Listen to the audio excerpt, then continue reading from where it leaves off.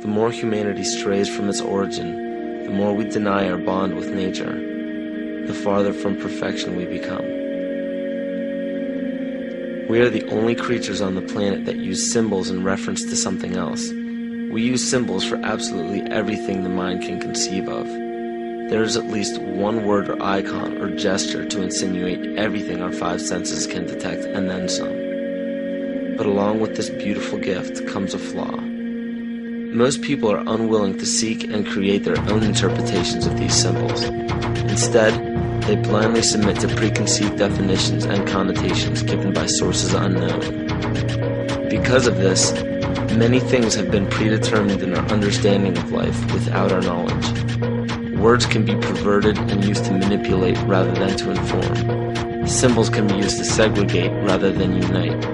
And those given the responsibility and authority to disseminate information to the public possess the ability to do with it what they choose. Listen carefully.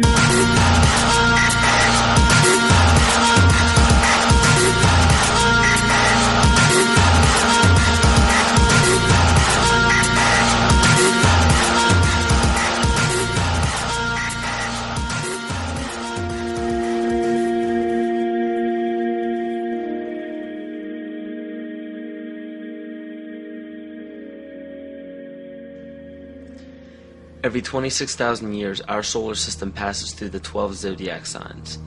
Ancient civilizations such as the Hopi, Egyptians, Cherokee, Apache, and the Mayans were aware of this great cycle and developed calendars according to it. This cycle stems from many different occurrences in nature, such as the sun's orbit around Alcyone, the central star of Pleiades, as well as the 260-day cycle of human gestation. This cycle is broken down into 5 sub-cycles of 5,125 years each, which were thought to have their own age. The Aztec calendar or Mesoamerican sunstone depicted each cycle being destroyed by one of the 5 elements. The cycle we are currently in is the age of the 5th sun, 3113 BC to 2012 AD. More precisely, this great cycle ends December 21st, 2012. Mayan cultures and civilizations were aware of this end date, and Nostradamus even prophesied about it. For Earth, which we are currently in now, is also known as the movement, shift, evolution, and consciousness. Living Maya timekeepers proclaim that the Earth has been through fire, earth, air, and water. The final element is ether, or center. The Hopi believe that the 4th world of destruction closes and the 5th world of peace begins on December 21st, 2012. The Great Cycle is broken down into what the Mayans believed to be 13 Bactans. Earth began its 13th Bactan in 1618, which was known as the Triumph of Materialism, as well as the Time of Great Forgetting, in the prediction that humanity will lose the awareness of their true bond with nature by means of external possessions. This is where ego and domination became the predominant ambition of the civilized world. Not surprisingly, this time frame was precisely when the worldwide coordination of Pope Gregory XIII forced the 12-month calendar as well as the first mechanical clock onto indigenous peoples. This is what's known as the error in time. Before the inception of the 2 instruments by the Roman Catholic Church, each year was divided into 13 moon cycles with 28 days each. But the most detrimental part of these 2 instruments is the insinuation that time was something external, something inorganic and outside the body that we must watch and obey. The 7th century Mayan prophet Pacalvatan left a powerful message for future generations of evolution.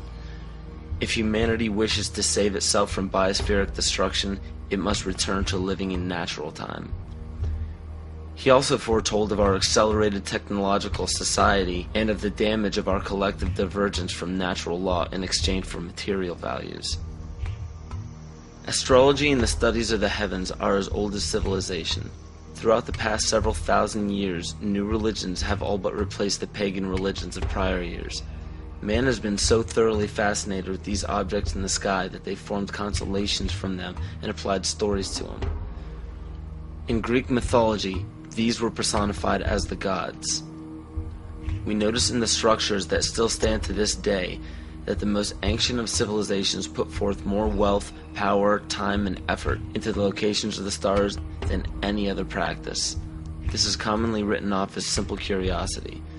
But the truth is becoming clearer by the day as we close in on the 0 year of December 21st, 2012. It is a common misconception that the pagan religion is rarely practiced today.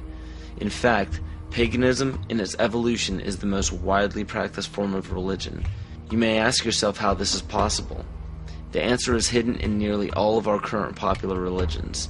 But who would have the power and the desire to integrate a seemingly long-gone religion into such popular opposite denominations?